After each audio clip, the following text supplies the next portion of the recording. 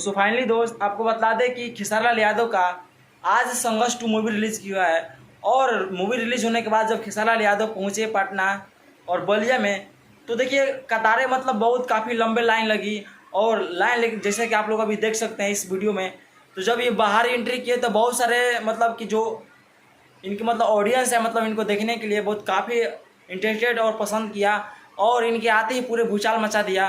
और संघर्ष 2 मूवी आप लोगों को देखने के बाद कैसा लगा जरूर बताइएगा कमेंट में। और आज ही के आज हमारे भोजपुरी के 5 स्टार पवन सिंह का भी एक मूवी रिलीज हुआ है जिसका नाम है हरर गंगे, जो कि जिसका दोनों रिलीज होने का मूवी का टाइम था 20 अक्टूबर 2023।